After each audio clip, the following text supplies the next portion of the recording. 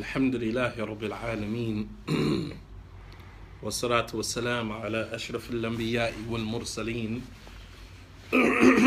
وعلى آله وأصحابه أجمعين.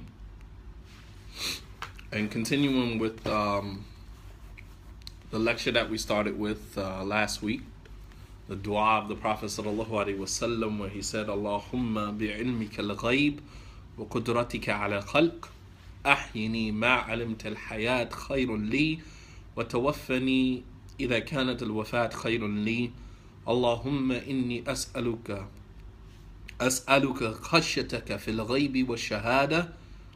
That the Prophet sallallahu alaihi wasallam, he would say, and I forgot to mention that the place of this dua is in the jalsa position in between the taslim and the tashahhud athani. In between the second tashahhud, Allahumma salli ala Muhammad wa ala ali Muhammad kama sallayta ala Ibrahim wa ala ali Ibrahim innaka hamidun majid. After you make that dua or that reminder, before you say assalamu alaikum wa rahmatullah, assalamu alaikum wa rahmatullah, which is known as the taslim,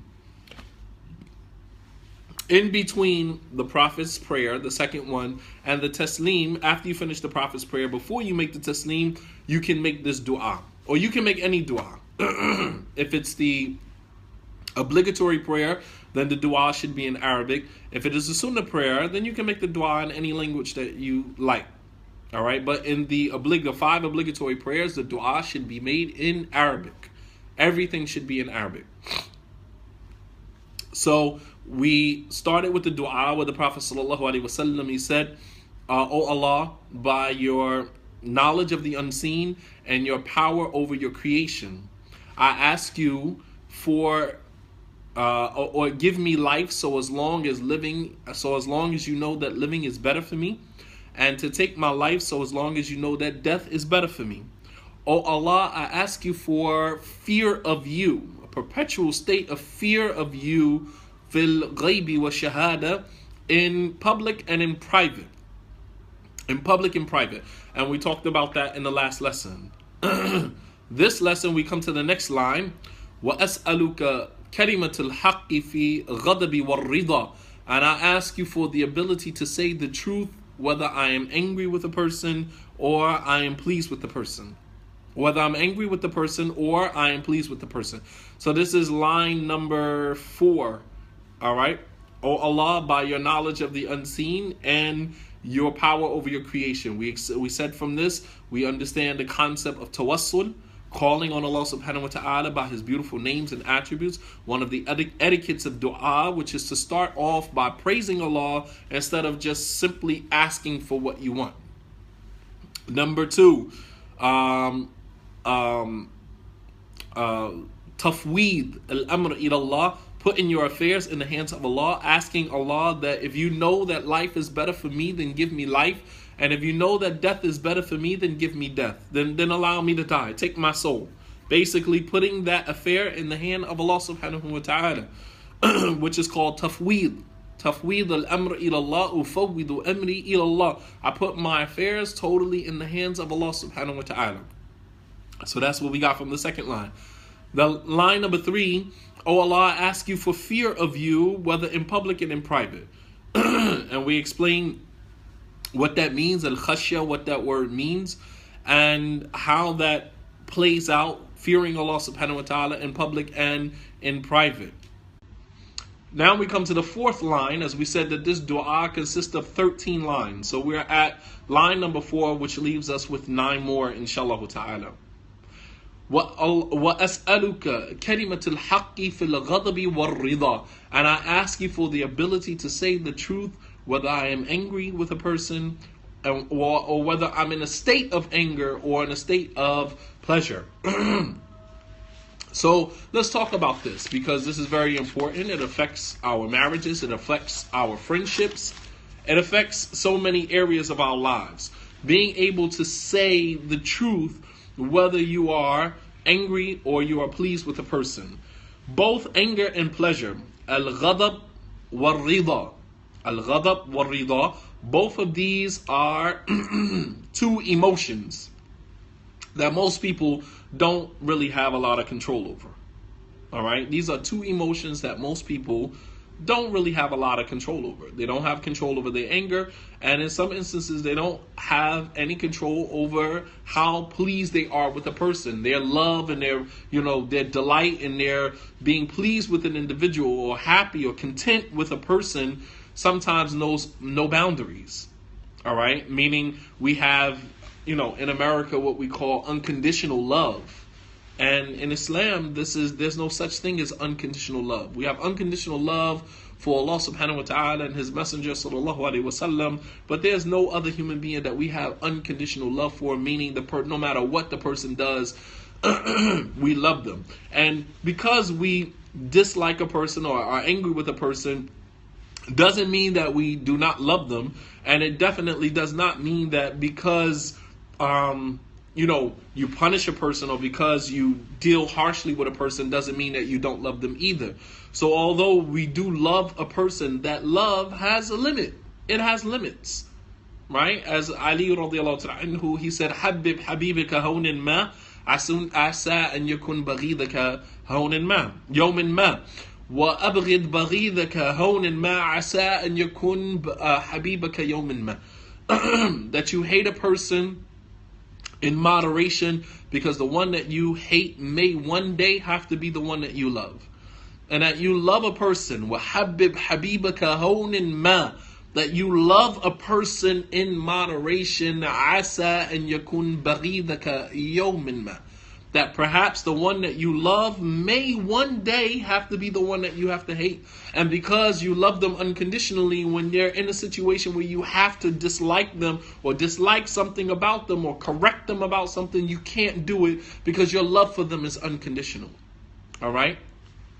So we are asking Allah subhanahu wa ta'ala, Allahumma inni as'aluka kalimatul haqq fil ghadabi wal rida, fi rida wal ghadab. Oh Allah, I ask you for the ability to say the truth.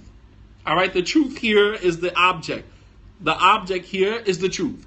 Ask you for the ability to say the truth, fil rida wal ghadab. Whether I am pleased with a person or I am angry with the person, I can still say the truth. I am not imprisoned by my emotions. I'm not imprisoned by my emotions. I'm not marginalized, or I'm not, put into a box because of my emotions as it relates to this person or that person. But being able to say the truth, whether you are pleased or whether you are angry. So these are two emotions that many people don't have control over, especially as it relates to the truth. Allah subhanahu wa ta'ala commands us to be fair and to be just with everyone, whether we are angry with them or whether we are pleased with them. Allah subhanahu wa ta'ala says in the Quran, Ya ayyuhalladhina amanu kunu qawwamina lillahi shuhada'a bil qist. ولا يجرمنكم شنآن قوم ألا تعدلوا اعدلوا هو أقرب للتقوى إن الله خبير بما تعملون. Allah subhanahu wa ta'ala says, O you who believe, كونوا قوامين لله شهداء بالقسط. Be people that are upright for the sake of Allah, شهداء بالقسط, and witnesses of justice. Witnesses of justice. We don't bear witness to injustice. We are witnesses. شهداء بالقسط. We are witnesses with justice. Meaning when we are called to be witness or bear witness to something, we exercise fairness in that. Exercise fairness in that. Very important. When you're called to give your testimony about a situation, that you exercise shuhada lillahi shuhada bil qist, that you give your testimony based upon what is fair. If you didn't see something, don't say you saw it. And if you saw something, don't act like you didn't see it. Shuhada bil qist, that you are witnesses in truth. Then Allah subhanahu wa ta'ala says, وَلَا يَجْرِمَنَّكُمْ شَنَآنُ قَوْمٍ أَلَّا تَعْدِلُوا. Do not let your hatred of a people cause you to be unfair. اعدلوا هو أقرب للتقوى. Be fair, because being fair is closer to piety. Fairness is closest to righteousness. Fairness is closer to God consciousness. هو أقرب للتقوى. Be fair. Be just, be fair. Lisan al-mizan. Let your tongue be, fair. Impartial. Impartial tongue. That when you speak the truth. If you didn't see something, don't say you saw it. Don't speculate. If you saw something, don't act like you didn't see it. But we are not allowed to allow our anger. We should not allow our anger to be the filter by which we see things, by which we speak things. As Allah subhanahu wa ta'ala said, لا يجرمنكم شنآن قوم ألا تعدلوا. Do not let your anger or your hatred of a people cause you to be unjust, to be unfair. Showing you that in the state of anger, sometimes we can transgress the boundaries and we can end up being unfair. We can end up being unfair because now we suffer from a prejudice. We are prejudiced to our own emotions. We are prejudiced to our own person, prejudiced to our own situation. And as a result of that, it causes us to be unfair towards other people. In the spirit of being fair. So this ayat was revealed about the Sahaba. All right. When many of them were new converts to Islam, they suffered at the hands of many of the kuffar of Quraysh. Many of the kuffar of Quraysh that were disbelievers, they tortured, they persecuted many of the Sahaba at the beginning stages of Islam. And then some of those same disbelievers of Quraysh later on converted to Islam. And many of the Sahaba who suffered at their hands were not able to forget, the atrocities that they were responsible for. Were not able to forget the pain that those people caused them at the early stages of Islam. And as a result of that, they used to be oppressive towards them. They wouldn't give them the salams. They wouldn't stand next to them, in solidarity and brotherhood. And Allah subhanahu wa ta'ala revealed this ayah, لا يجرمنكم شنآن قوم ألا تعدلوا. Do not let your hatred of a people cause you to be unjust to them. Allah subhanahu wa ta'ala is not forbidding us from being angry. Anger is a real emotion, and no one is taking that away from you. No one is saying that you don't have the right to be angry. Right? No one is dictating to you how you should feel. The Quran is not telling you you don't have a right to be angry. The Quran is saying to you, because in spite of your anger, you should still be fair. In spite of your anger, you should still be fair and impartial towards people, even if they were the sabab, min asbab ghadabik, even if they are a reason for the presence of your anger. Even if they are the main reason why you are angry. Your anger should not cause you to be unfair towards them. Despite the fact, and this is honorable. This is honorable. In a friendship and relationships, you find that, when two couples are separating, a couple is separating, husband and wife, they're calling the relationship quits. They're very bitter. They're very angry. Very upset. And as a result of that, they start to become very petty with one another. You owe me this. I gave you this at that time. I gave you that at that time. And in the process of doing that, sometimes they can be very oppressive towards one another. Exaggerating what you gave, exaggerating what was, contributed, exaggerating what, you gave in the relationship. I gave it my all, knowing damn well you did not give it your all.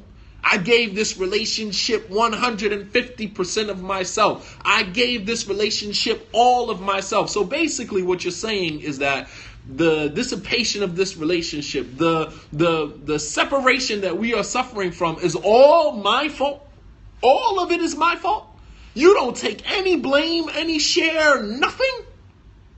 Even if one of the spouses is guilty of infidelity or guilty of some level or some degree of infraction that contributed to the separation of the marriage, it is possible that infidelity or any other infraction could have been prompted by the action of the other spouse.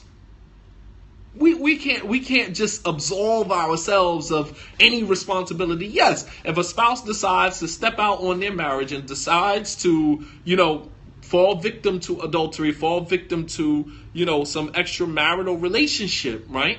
That is totally their choice. They had a choice. And we're not taking the blame or the responsibility off of that person. However, to simply say that this person did this and they're totally wrong and the other spouse did not contribute to that action in no way, shape, or form, it is totally unfair. It is totally unfair. There's two sides to every situation. There's two sides to every situation. And as a counselor, as a marriage counselor, as someone who is giving people advice, it is important that we separate man from the situation. Situation is one thing, the individual is totally different. You have to be able to separate the two. All right? They're seldomly congruent, man and situation. Sometimes the situation is one thing and sometimes the individual is something totally different. What I mean by that is that any one of us can speak from a place of privilege about what we wouldn't do, what we would do in certain situations and circumstances. But given the right situation, that individual can change. That individual can change. So we have to be able to separate the individual from the situation. All right? Nonetheless, for a person to say, well, I gave this relationship my all and, no, come on, man. Come on. We all take a part in that. We all share in that. But to start using these umumiyat, start using these generalizations about what you gave and what you did or whatever the case may be, it's unfair. That's unfair to the relationship. Sometimes, maybe we didn't give our all. And sometimes it's okay to say, I didn't give it my all. That doesn't make you a failure. That doesn't make you a failure in your relationship for you to say, you know what, I could have done better in this relationship. I could have done better. That doesn't make you a failure. But to sit here and say, I gave this relationship 150% of myself, you're looking from a very narrow lens, right? Very narrow lens. And it's borderline impartial to your own self. But these two emotions, asking Allah subhanahu wa ta'ala for the ability to say the truth, whether you're angry or whether you are pleased with an individual, evidenced by the fact that we are asking Allah subhanahu wa ta'ala for His tawfiq, for His success in this, it shows you the weakness of the human being as it relates to managing these two qualities. Alright, so Allah subhanahu wa ta'ala told the Sahaba, لَا يَجْرِمَنَّكُمْ شَنَآنُ قَوْمٍ أَلَّا تَعْجِدُونَ. Do not let your hatred of a people cause you to be unjust. So Allah subhanahu wa ta'ala is not blaming the Sahaba for being angry, not finding fault or taking issue with an individual because of their anger. That's something that, is inherent, is innate, part of who you are. It's a natural emotion. Anger is a natural emotion. And no one can come to you and say you shouldn't be angry. Because that's dismissive. That's dismissing somebody's emotion completely. And there's no bigger turnoff than for someone to come to you and tell you you don't have a right to be angry. Similar to what a lot of Caucasians do with African Americans. The moment we can bring up 9/11, which is a recent event, a recent tragedy that happened, some years ago. But then you look back at, something like slavery. And then, you have people who will dismiss, we're only 3-4 generations out of slavery. And you'll have people dismissing your feelings about that. Just get over it. That was so many years ago, whatever the case may be. Putting years on a situation does not mean that the emotion that is attached to that situation should automatically go away. Where do we get this thinking? That because it happened 100 years ago, right? The Holocaust happened, years ago as well. We don't ever hear people telling Jewish people to get over it, right? And we'll continue this tradition of 9/11 all the way up until God knows when. And people still have a right to be emotional on that day. People still have a right to feel the way that they feel. We should never come to someone and say, oh, that was 9/11. That was so many years ago. Get over it. No, people have a right to feel the way that they feel. Don't dismiss somebody's feelings or emotions about, their connection to a particular event. And the same thing happens as it relates to slavery. Black people have a right, whether they didn't experience it themselves, but they, have an attachment to it. Many of us are third, fourth generations out of slavery. And then you have a nation of people who, born out of privilege tell you, just to get over it. No, don't tell me to get over it. We get emotional, because there's a connection to that. Many of us, our great-grandmothers were slaves. My great-grandmother was a slave. I'm only third generation out of slavery. Third generation. My great-grandmother, my grandmother, my mother, and then now it's me. I'm the fourth generation. So, the Quran is not reprimanding the believer from his feelings or her feelings. Allah subhanahu wa ta'ala never said, don't get angry. He said, لا يجرمنكم شنآن قوم. Don't let your anger or your hatred of a people cause you to be unjust. Address the action that is connected to the hatred, not the hatred itself, because that is a human emotion. You have to get over that on your own. You have to learn how to make peace with that all on your own, at your own time, at your own pace. Nobody can tell you when you should get over that. Right? But the action that is connected to that emotion, that you are responsible for. As the Prophet ﷺ cried when his son Ibrahim died, and his companion Abdurrahman ibn Auf turned to him and said, Ya Rasulullah, wa anta tabki? O Messenger of Allah, even you cry? And the Prophet ﷺ, listen to what he said. He said, Inna al-ayn la tadma' wal qalbu yahzan wal lisan la taqulu illa ma yuridillah. He said, the eye may water, I cry. وَقَلْبُ يَحْزَنْ, and the heart feels pain. These are emotions. He said, but my tongue will never say except what is pleasing to Allah subhanahu wa ta'ala. He didn't dismiss the emotion. He concentrated on the action that was connected to the emotion. He said, the eye may water, and the heart feels pain, but my tongue will never say except what is pleasing to Allah subhanahu wa ta'ala. So he concentrated not so much on the emotion. The emotion, it is what it is. But the action that is connected to the emotion, that is what we do have that's what we are responsible for. The Prophet ﷺ said, لَيْسَ الشَّدِيدُ بِالسُّرْعَةِ إِنَّمَا الشَّدِيدُ الَّذِي يَمْلِكُ نَفْسَهُ عِنْدَ الْغَضَبِ. The Prophet ﷺ said, لَيْسَ الشَّدِيدُ بِالسُّرْعَةِ, that the strong person is not the person that can wrestle somebody to the ground, but the strong person is the one يَمْلِكُ, has control, يَمْلِكُ نَفْسَهُ, control over himself, عِنْدَ الْغَضَبِ, while he is angry, while he or she is angry. So the emotion is there. The control over the action that is connected to the emotion is the most important thing. Alright, so we ask Allah subhanahu wa ta'ala for the ability to say the truth, whether we are pleased with an individual or whether we are angry with an individual. Ibn al-Qayyim rahimahullah ta'ala, he brings up a very good point related to this dua, or related to this portion of the dua. He said, وَفِي حَالِ الرِّضَى قَدْ يُدَاهِنَ النَّاسِ. He said, in the time when you are pleased with someone, you could fall into what is known in Arabic as mudahana. Mudahana comes from the word dihan, or dihana, which means to placate someone's feelings. To placate someone's feelings. Alright, you're pleased with the individual, you like this person, and you don't want to ruin your relationship with this person, so you begin to placate the person's feelings, even though you know that this person should be, reprimanded, this person should be spoken to, this person should be advised. But instead of doing that, you placate the person's feelings. You play into the image that the person have of themselves without addressing the reality that needs to be addressed. Ibn al-Qayyim rahimahullah ta'ala, he said, وَفِي حَالَ الرِّضَى قَدْ يُدَاهِنِ النَّاسِ. He said, at a time when you are pleased with an individual, you could fall victim to placating that person's feelings. وَمُدَاهَنَةُ هُوَ التَّلَطُّفُ بِهِ لِتُقِرَّهُ عَلَى بَاطِنِهِ وَتَتْرُكُهُ عَلَى هَوَاهُ.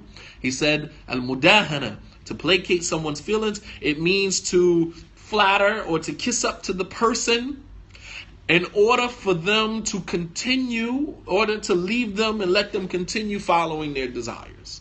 right? You don't want to address them. You don't want to address any issues. You kind of just leave them the way they are. When you see them, you laugh at them, you bring them up, you praise them, or whatever the case may be, knowing that they should be advised.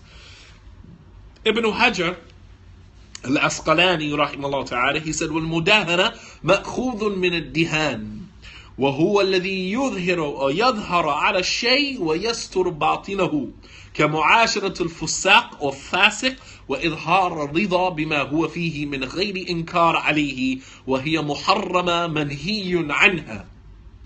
Ibn Hajar rahimahullah ta'ala said, mudahana, to placate someone's feelings, it means to show outwardly that you are actually pleased with this person, but inside you really feel totally different about this person. You feel like you dislike this person. However, you smile at the person, you placate the person's feelings, making them feel like nothing is wrong.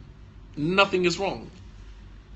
He said, like befriending a fasiq, befriending an open sinner.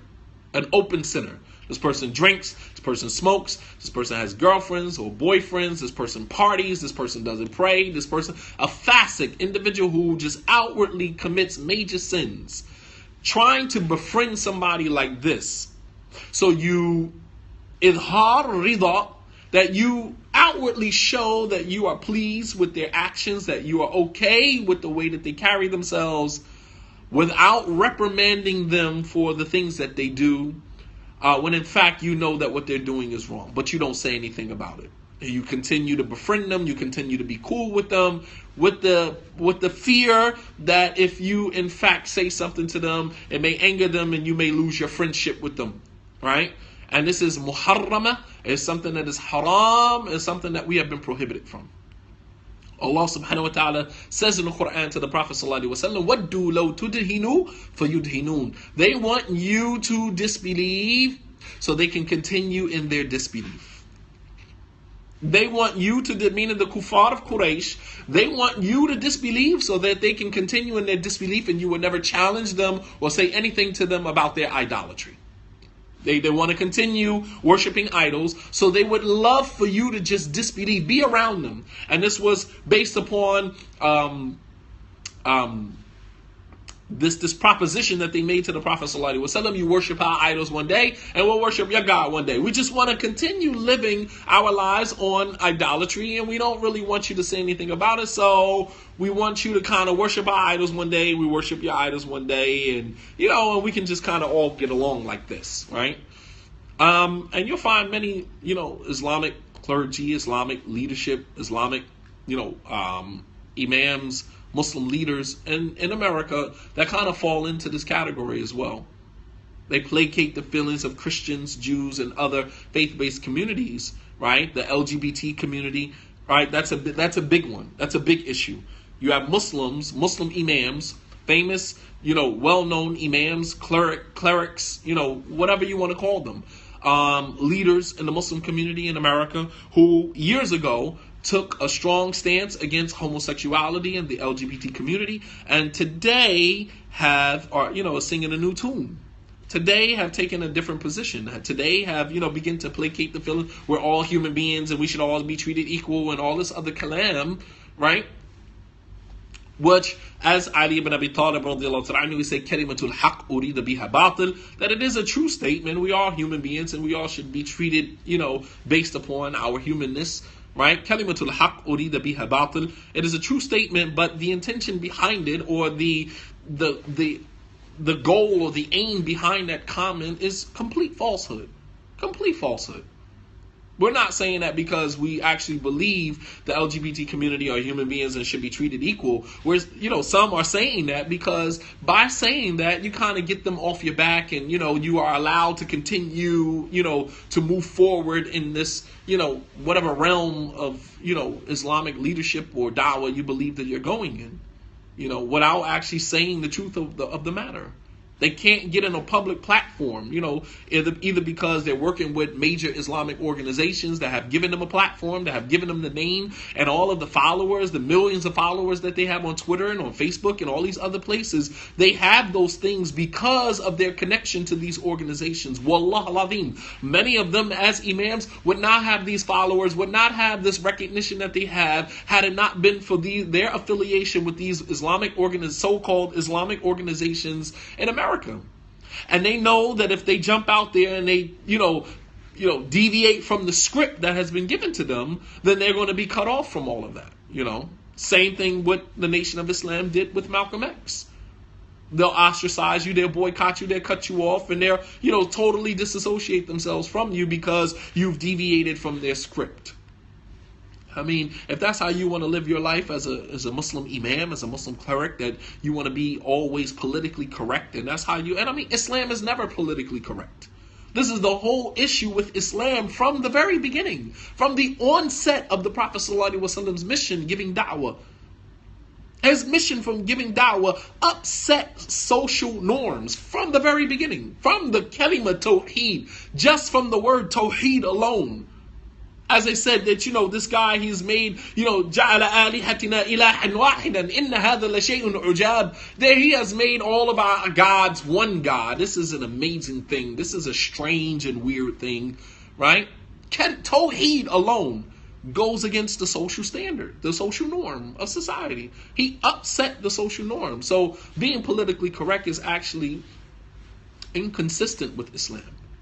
Islam is not about being, politically correct. Islam is almost never politically correct in that regard. God's words are never in conformity with man's desires, ever. Which is why Allah subhanahu wa ta'ala says in the Quran, لَوْ اتَّبَعَ الْحَقُّ أَهْوَاءَهُمْ لَفَسَدَتِ السَّمَاوَاتُ وَالْأَرْضُ وَمَنْ بِهِنَّ.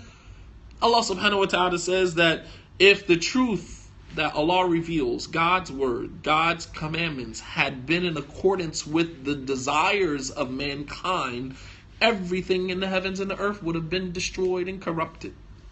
Everything in the heavens and the earth would have been destroyed and corrupted. Because man's desires are corrupted by nature, naturally. Our ambitions, our desires are totally materialistic and physical, whereas the words of Allah subhanahu wa ta'ala, the commandments of God, are more spiritual and, structured, to keep you in tune and connected with God.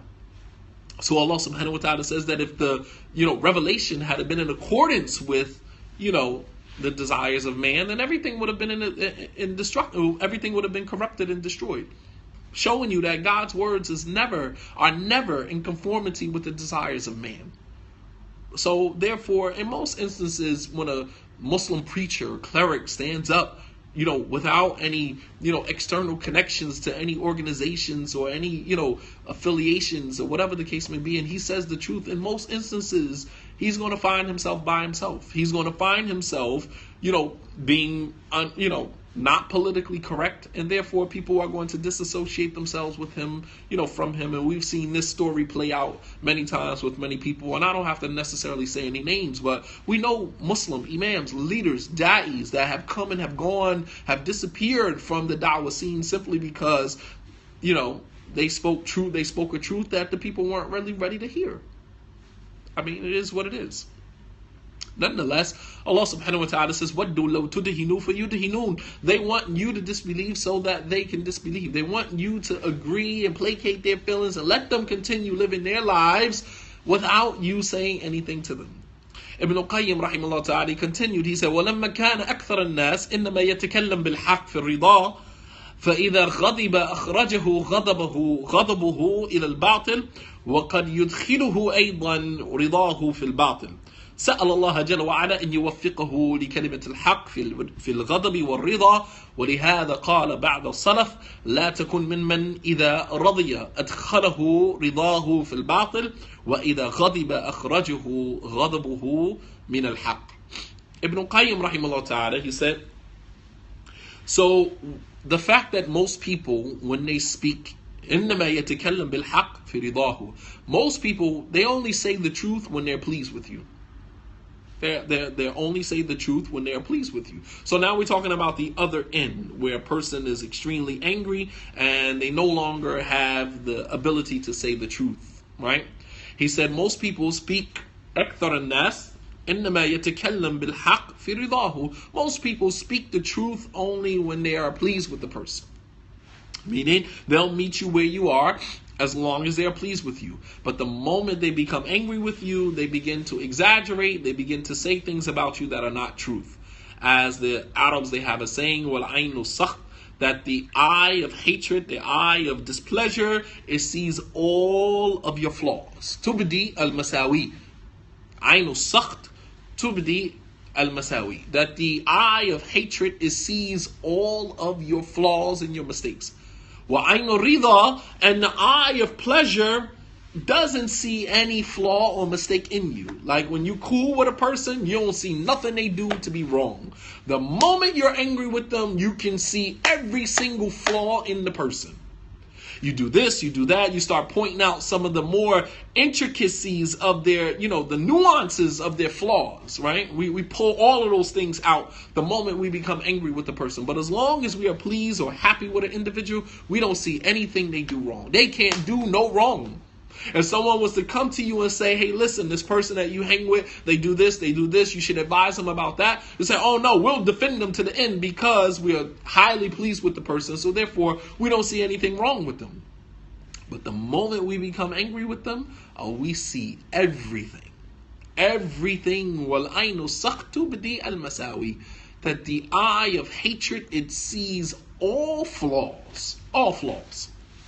So he said that most people only speak the truth when they are pleased. He said, and it's possible that your anger or your being angry with an individual, يُخْرِجُهُ عَنِ الْحَقِّ, that you're angry with a person can cause you to deviate from the truth about them and say about them what is not true. Say about them what is not true. Right? He said this is why some of the scholars of the past, they used to say, لا تكن من إذا رضي أدخله رضاه في الباطل. Don't be the type of person that when you are pleased with someone, your pleasure with them causes you to fall victim to fabrication and lying about them. And do not be the type of person that when you become angry, your anger causes you to deviate away from the truth about them. Don't be either one of those two extremes, right? And this is typically true as it relates, as I said before, with the umumiyat. Umumiyat, generalizations. We say things to one another in our marriages like, you always do that, right? Very harmful, very dismissive, very hurtful statement to make in a marriage to somebody.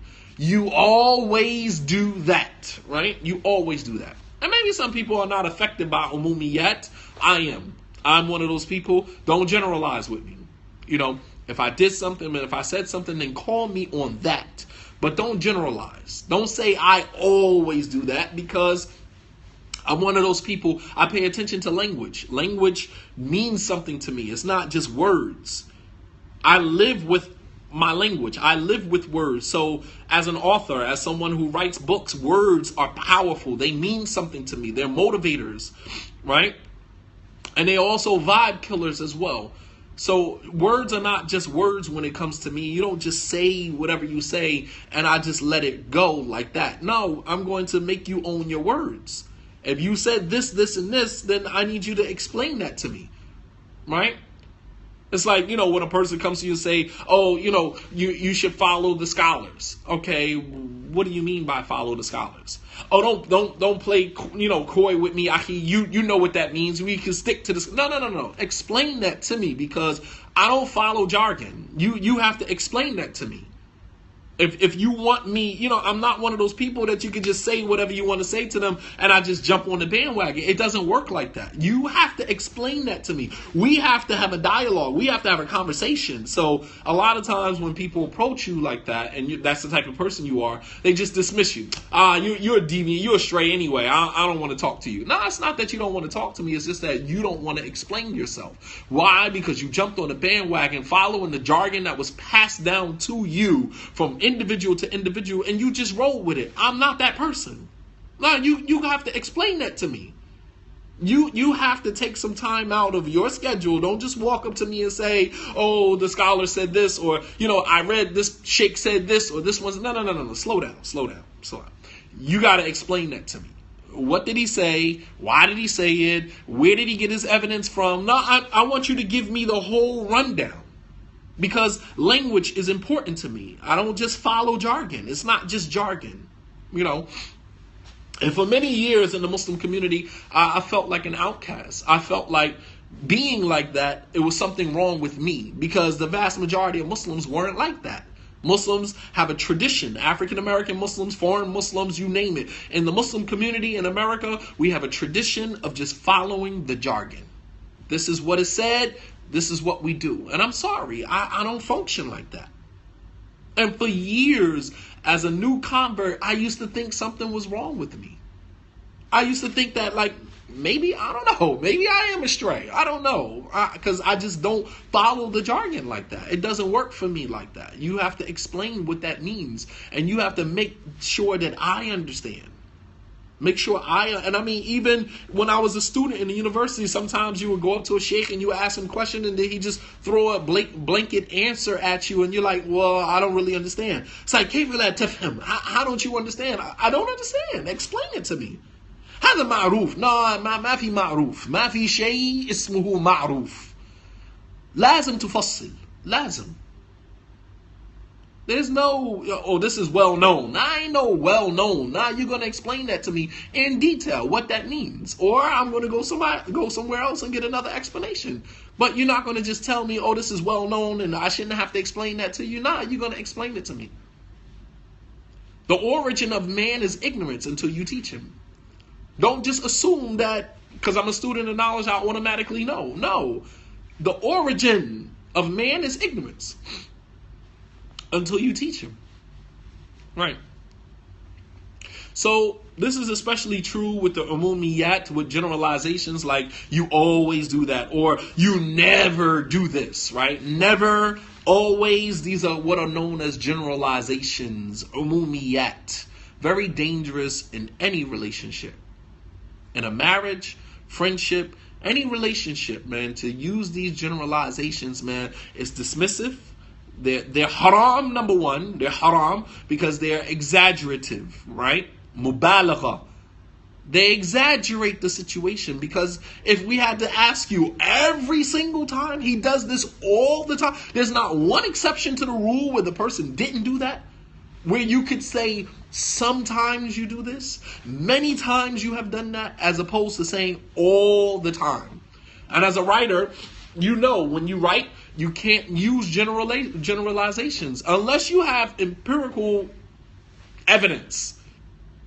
Unless you have evidence from statistics that prove all the time this happens or this never happens. Other than that, even with statistics, it might be, just yani min bab tawadhu, just from the angle of being humble, in your approach to a particular discussion, to say many people, some people, a lot of people. But you always leave an exception to the rule, because there's always an exception to the rule.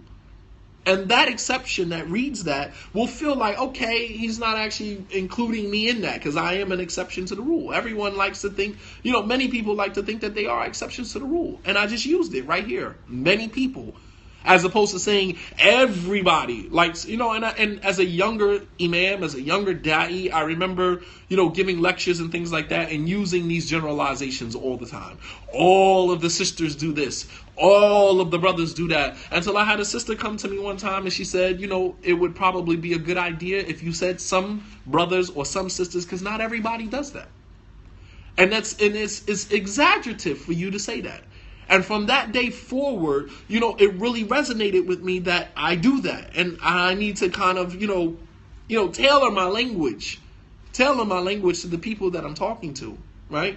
So, it's haram to exaggerate, and mubalagha, exaggerate in something. Number two, it's dismissive, and it causes a lot of harm to the relationship in terms of communication. The most important aspect of any relationship is communication.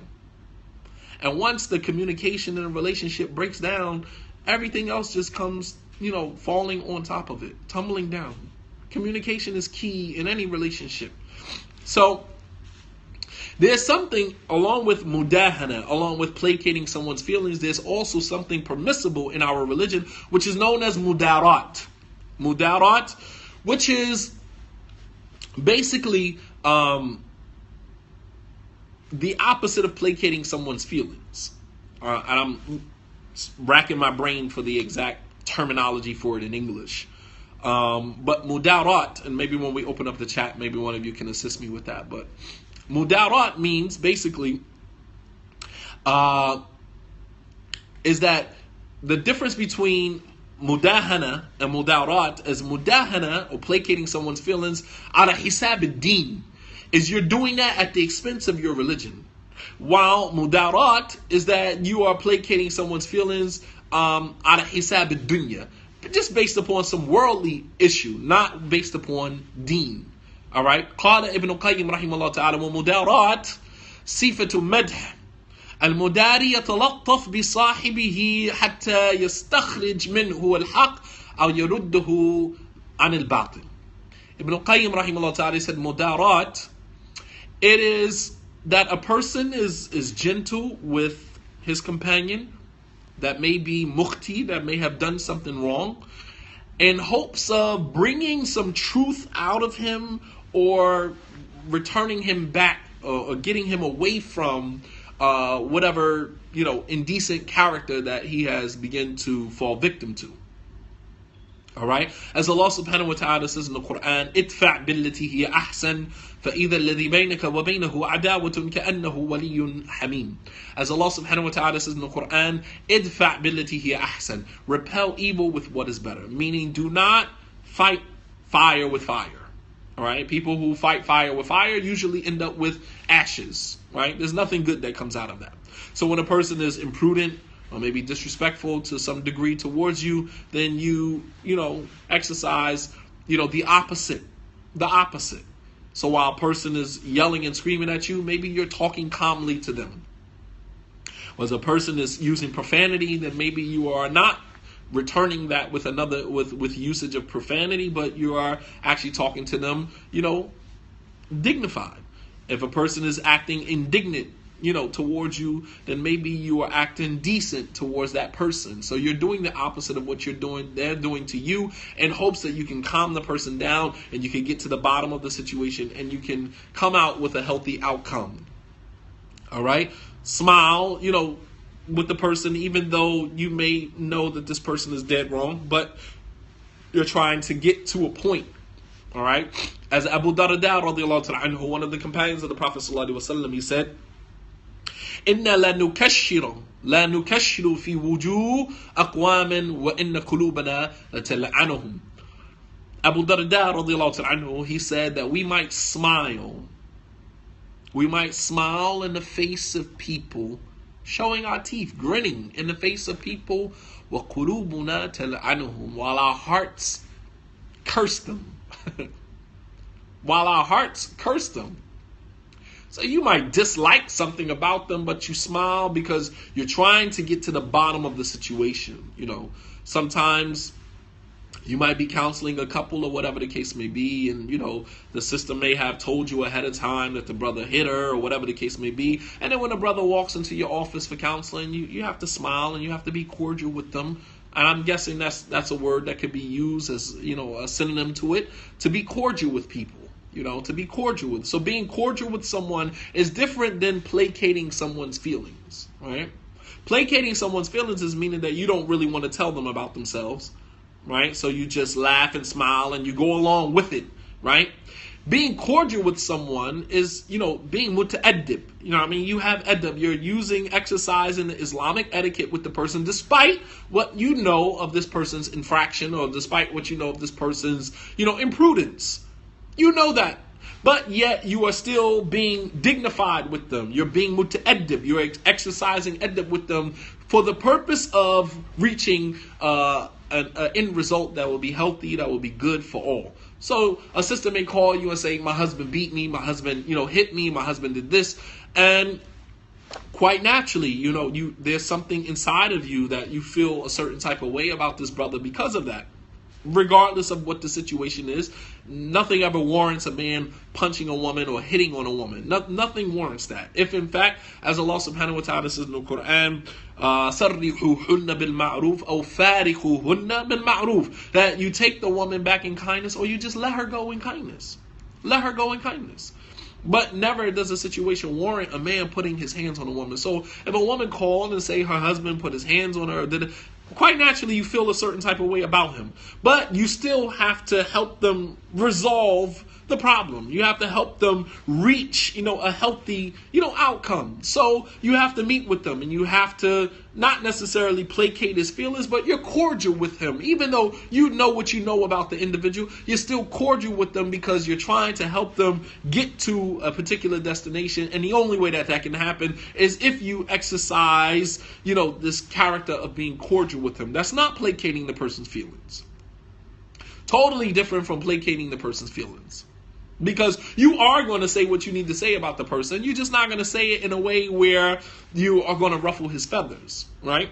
As it happened with the Prophet sallallahu alaihi wasallam. It was mentioned in Sahih al-Bukhari, أنه استأذن على النبي صلى الله عليه وسلم رجل فقال ائذنوا له فقال النبي صلى الله عليه وسلم بئس ابن أشيرة وبئس أخو أشيرة فلما دخل آلن له الكلام فقلت يا عائشة رضي الله تعالى عنها قالت فقلت يا رسول الله ما قلت ثم ألنته في القول فقال النبي صلى الله عليه وسلم يا عائشة متى أهدتني متفحشا وفحاشا إن شر الناس منزلة عند الله يوم القيامة من تركه أو دعه الناس اتقى فحشه.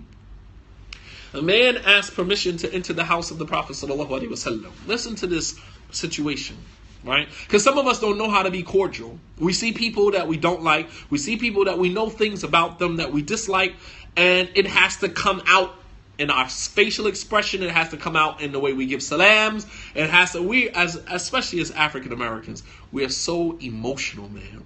We are an emotional race of people.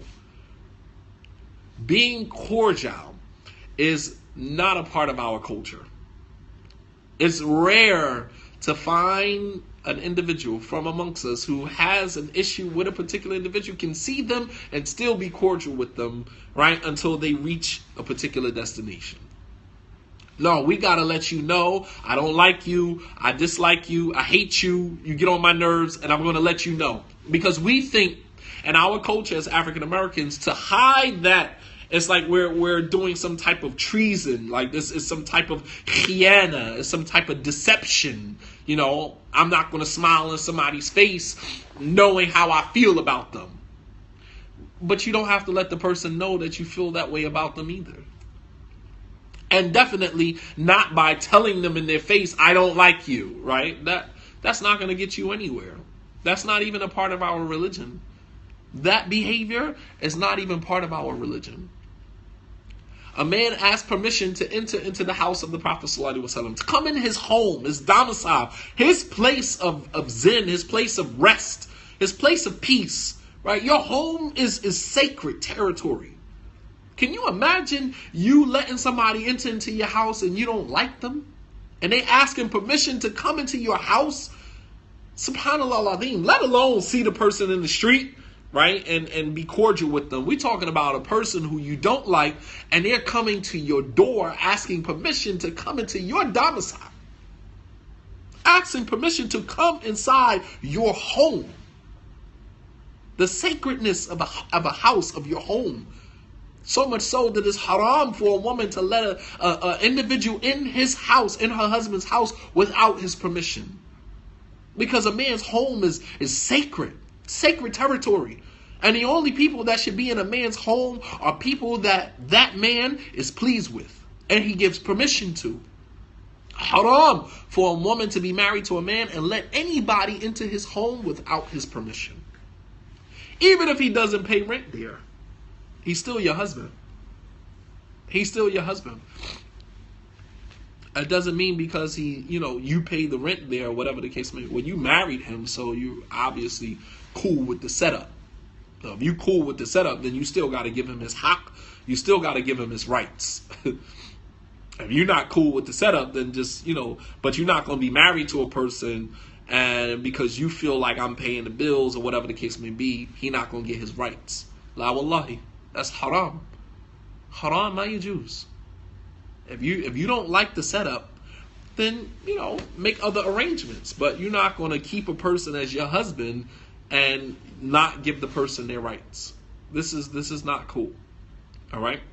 So the man asked permission. Ista'adhana ala Nabi sallallahu alaihi wasallam. Aisha is narrating this incident, right? So she's sitting back and she's watching this whole scene play out. She said, Ista'adhana rajulun ala Nabi sallallahu alaihi wasallam faqala i'dhinu lahu. Man asked permission to enter into the house of the Prophet sallallahu alaihi wasallam. And the Prophet said, i'dhinu lahu. Let him in. Open the door for him. Let him in. And when the Prophet ﷺ said, let him in, he said, Bitsa akhu ashira, bitsu ibnu ashira. How shameful this man is, or how much of embarrassment. He is an embarrassment to his family. And he is an embarrassment to have as a brother. Basically, this is what the Prophet ﷺ said. This was what he said about the person after he said, let him in. Right? Then when the man entered, the Prophet ﷺ alana lahu al-kalam. He began to speak nicely to him and smile at him and talk nicely with him. And then when he left, Aisha found it strange. She thought that this was what many of us think is like, some type of deception. Like, how could you say what you said about him, but then look at how you treated him. So Aisha said to the Prophet ﷺ, Ya Rasulullah, qulta ma qult. You said about him what you said about him. Thumma alanta lahu fil qawl. But then when he entered, you were so nice to him. You said about him that he was an embarrassment to his family. He's a terrible person to have as a brother. And then when he entered, you smiled at him and you talked nicely with him. Cordial. So she said, how? And the Prophet ﷺ, he said, Ya Aisha, mata ahibtani fahashan or mutafahishan. The Prophet ﷺ said, Aisha, when have you ever known me to be imprudent?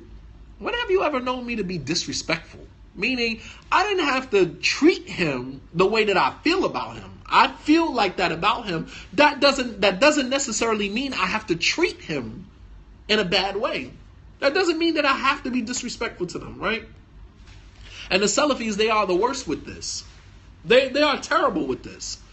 Right? They might see a person that, they consider astray or deviant or whatever the case may be. They got so many different labels and titles and, like you just don't know what you are when you meet them. Like, what am I? Am I astray? I'm a Hizbi? I'm a Khalafi? I'm this? I'm that? Like, I don't know what I am when I come in contact with them. One group is saying you're this. The next group is saying you're that. You run into this group of brothers, they saying you this. You run into this group of brothers, they saying you that. You don't know if all of those words are synonymous or they mean different things. I mean, like, you just don't know. Honestly, you just don't know. All right? But they are the worst, right? They claim to be on the haq. The only people on the haq. However, part of being on the haq, brothers and sisters, Salafi brothers and sisters, part of being on the haq is also having the adab, having the etiquette of people that are on the haq. It's not just the aqidah and the minhaj of the people that is on the haq, but it's also having the etiquette of the people that are on the haq. The etiquette. And maybe they need a class on that. Having the etiquette of the people that are on the haq. But they're the type of people who don't understand how to be cordial with people. They'll see, it'll be 3 or 4 of them, and they'll see a particular brother, and this brother could be with his wife, this brother could be with his family. They don't care. They don't care. Just indignant. The meaning, bima'na al-kalima, the meaning of the word, indignant. They'll see you, you walk into a restaurant and they're there and there's 3 or 4 of them because they always run in cliques and crowds. You never catch any one of them by themselves, right? So you walk into a restaurant and he's there with his group or his clique or his squad, right? His cult, his cult, right? And you walk up to the counter and they're standing there, and they'll either not give you the salams and ignore you completely, which is not a part of our religion either, because the reason why you would not give someone salam is for one of two reasons. Either one, because you are boycotting the person to protect your own deen, to protect yourself. Ad-difa' an-nafsi, you're protecting yourself from this person's harm, so you would just avoid the person altogether. All right? And if this person is not an imam and not a da'i or not someone influential involved, then how could you not giving them the salams be a way of you protecting yourself from their harm? That's number one. Number two, you're not giving the person salam because you want to ad-daghd alayhim, you want to show them that whatever they're doing is wrong, and you want to kind of put pressure on them to look at themselves and possibly change whatever it is about them. And you seeing someone in the store not giving them salams is not going to make a person change their behavior. I'm sorry. I don't know where you're living at. This is 2016. Nobody really cares about you not giving them the salams. Right? That doesn't work in an environment where people can move around and go to other places. You know what I mean? It worked in the Prophet ﷺ's community, because when the Prophet boycotted someone, they knew that although he wasn't giving them the salams, they knew he was still merciful. They knew that he was still, even Ka'b ibn Malik, when he didn't give him the salams, Ka'b said he looked up and he saw the Prophet ﷺ, and although he thought he saw his lips moving, the Prophet ﷺ was still smiling at him, even though he didn't give him the salams. He was still smiling at him. Muta'addib. He was still smiling at him, even though he didn't give him the greeting of salam. But he knew that the Prophet ﷺ was refusing to give him the salam because there was something that he did that was wrong, and that impacted him. But if I see a group of brothers in a store or a restaurant or something like that, and you don't give me the salams, I'm just going to be like, okay, so what? You speak to your kafir friend when he walk in, you get up out your seat, you hug him, you shake his hand, this is non-Muslim, don't make him stingy, urine all on his hand, urine on his clothes, and you stand up, give him the salam, shake his hand, you don't stand up, shake his hand, smack his hand, all that other stuff, because y'all from the same hood, you from the same clique, you from the same, street. But your Muslim brother walk in, you don't even give him the salams, right? Because he a deviant or he a stray. That behavior is deviant, and that behavior is astray. You want to know what's astray? You want to know what is deviant? That behavior is deviant, and that behavior is astray. You're not correcting anybody's. So now it went from correcting someone's behavior or staying away from someone's evil to now it just becomes a cult practice. This is what we do. If you don't pray at our masjids, you don't sing the praises of our imams or our scholars or our da'is or whatever the case may be, then you are on the outskirts, and, we don't have nothing to do with you until we actually need you, right? We'll come to your events. We'll set up our shops. We'll sell, our street clothing, T-shirts, and everything else that we sell. We'll go to deviant events to sell our merchandise, but we're not giving nobody salams. We don't listen to none of the lectures. We don't pray next to none of the people. We don't want nothing to do with you. Tell me this behavior is from Islam. Tell me that this behavior is from Islam. And I hate to kind of shed the light on that, but it's so prevalent in some of the African American communities that I would be remiss if I didn't address it. Right? But the man came in, and Aisha asked the Prophet ﷺ, "Qulta ma qult." You said what you said about him, and then thumma alanta lahu bil qawl fil qawl. And then you were gentle with him in your speech, or whatever the case may be. And the Prophet ﷺ asked Aisha, "Ya Aisha, mata ahidtani mutafahishan or fahashan?" When have you ever known me to be indignant? Just because I feel like that about the person doesn't mean I have to tell them to their face that's how I feel about them. He said, Aisha, inna sharra an-nas manzilatan 'inda Allah yawm al-qiyamah. He said, the worst people in station with Allah subhanahu wa ta'ala on the day of judgment is the individual who other people run away from him because of their bad character. How many people have run away from the Salafi communities? Run away from those communities. Run away from those individuals because of their bad character, to say the least. We ain't even talking about nothing else. To say the least. How many people have run away from you because of your bad behavior? How many people have left Islam? Left Islam, not run away from y'all masjid, not run away from the community. Left Islam because of your behavior. And the Prophet ﷺ said, Ya Aisha, inna sharra nas manzilatin inda Allah yawm al-qiyamah man tarakahu nas aw awda'ahu nas ittiqa'a fuhshihi. He said the worst people in the sight of Allah subhanahu wa ta'ala on the day of judgment is the one whom other people leave them or abandon them or run away from them because out of fear of their imprudence, in fear of their indignant behavior. Just because I feel like that about someone doesn't necessarily mean I have to tell them to their faces, this is the way that I feel about them. One does not equal the other. One has absolutely nothing to do with the other. So, being angry with a person, going back, being able to say the truth, whether we are pleased with a person or whether we are angry with the person. Anger causes us to transgress fil qawli wal amal. It causes us to transgress in statement and in action. I'll give you an example and we'll end with this one. Hadith collected in Sahih al-Bukhari on the authority of Abu Hurairah radiyallahu ta'ala anhu. Qala Nabi sallallahu alayhi wa sallam. I want you guys to pay attention, pay close attention to this hadith. Very important. Shows us how anger will cause you to transgress in statement and in action. Abu Hurairah narrated that the Prophet ﷺ said, نَزَلَ نَبِيٌّ مِنَ الْأَنْبِيَاءِ تَحْتَ الشَّجَرَةِ. That a prophet from amongst the prophets settled in a valley underneath a tree. Notice how the Prophet ﷺ did not mention the name of this particular prophet. This is the respect of one prophet to the next. Even though we know who he's talking about, he never mentioned the name of this prophet. Because in highlighting a behavior that is not necessarily a good behavior, and people know who you're talking about, it would probably be better for preservation of that person's honor not to mention the person's name. You need to mention the person's name. Al-ma'ruf la yu'arraf. When you already know who it is, when you know already who the person is talking to, I don't need to mention anybody's name.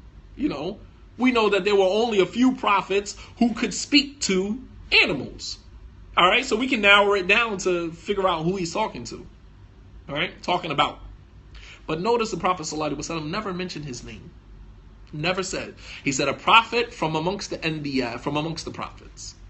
He said, Nazala Nabiyyun, this is the adab of the Prophet ﷺ. When speaking about a bad particular behavior that is particular to a particular individual without mentioning the person's name. This is one of those situations where umumiyat, where generalizations, is something that is praiseworthy. He said that a prophet from amongst the prophets settled in a valley underneath a tree. Right? He said, فَلَدَغَتْهُ نَمْلَةٌ. And an ant bit him. An ant bit him. فَأَمَرَ بِجَهَازِهِ. So he commanded that ant be brought in front of him. فأخرج من تحتها ثم أمر ببيتها فأحرق بالنار. He commanded the ant to be brought in front of him, the ant that bit him to be brought in front of him. And then he commanded that the house of the ants be set on fire. Set on fire, the whole house. The whole ant hut, set the whole thing on fire. And then Allah subhanahu wa ta'ala revealed to this prophet, فَأَوْحَى اللَّهُ إِلَيْهِ فَهَلَّ نَمْلَةٍ وَاحِدَةٍ. Why didn't you extract retribution on the ant that bit you? Why do you have to destroy the house and, kill everyone? Why do you have to do that? This is how your anger will cause you to transgress. Right? Transgress. And another narration of the same hadith, also in Sahih al-Bukhari, that Allah subhanahu wa ta'ala revealed to him, فَأَوْحَى اللَّهُ إِلَيْهِ أَنْ قَرَصَتْكَ نَمْلَةٌ فَأَحْرَقْتَ أُمَّةً مِنَ الْأُمَمِ تُسَبِّحُ. Allah subhanahu wa ta'ala revealed to this prophet, one ant bit you, and you set a whole nation on fire that praises me. أَحْرَقْتَ أُمَّةً مِنَ الْأُمَمِ. You destroy, you burn up set a whole nation of creatures on fire. Tusabbihu, that praise me. That praises Allah subhanahu wa ta'ala. So we can see, how anger will cause a person to transgress. And although this prophet did this in action, he set a whole a whole nation of ants on fire, destroyed their house, destroyed their hut, everything, because one ant bit them, right? And this is how we are as a people. African Americans, as I said before, we're very emotional people. You know, somebody do something to our niece, our nephew, our cousin, we going to kill the whole family, we're going to shoot up the whole block. We don't care if they had something to do with it, something they ain't have nothing to do with it. We're going to kill everybody. Because one person got punched in the face, one person got hurt, one person got, pushed or something like that. We're going to go shoot everything moving, right? There was an incident in Atlanta a couple of months ago where some gang members actually ran up into a house and killed the 9-10-month-old baby, killed the mother. What did the baby have to do with it? I mean, have we gotten to that point where a person can do something wrong to you, and to send a message back to that person, you go kill a 9-month-old baby? I'm just looking at my own children, we're like animals, man. Animals. Our anger, we're just impulsive. Intellect is no longer a factor. Sister get angry with her husband, she'll put all his business on the internet, put all this stuff out there on the internet. She don't even care no more. Intellect is not even a factor anymore. Because when we get angry, we want revenge. We don't care who we hurt in the process to get it. And so you transition from being the victim now to being the aggressor. And if I ever had a chance to choose to either be the zalim of the madloom, if I ever had a chance to choose to be the oppressor or the oppressed, I would choose being the oppressed every time. But some of us, we go from being the oppressed, the madloom, وَنَنْتَقِلْ إِلَى الظَّالِمِ, and we transition from being the oppressed to the oppressor. And we ask Allah subhanahu wa ta'ala, kalimatul haqq fil ghadabi wal rida. We ask Allah subhanahu wa ta'ala for the ability to say the truth, whether we are angry or whether we are pleased. And to be fair, have a balance in that.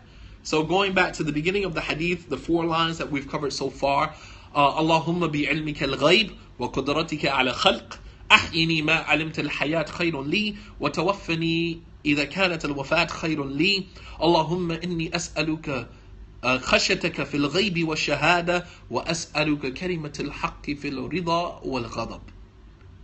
I ask you for the ability to say the truth, whether I'm pleased or whether I'm angry. هذا وصلى الله على نبينا محمد وعلى آله وصحبه وسلم تسليما كثيرا وآخر دعوانا أن الحمد لله رب العالمين والسلام عليكم ورحمة الله وبركاته.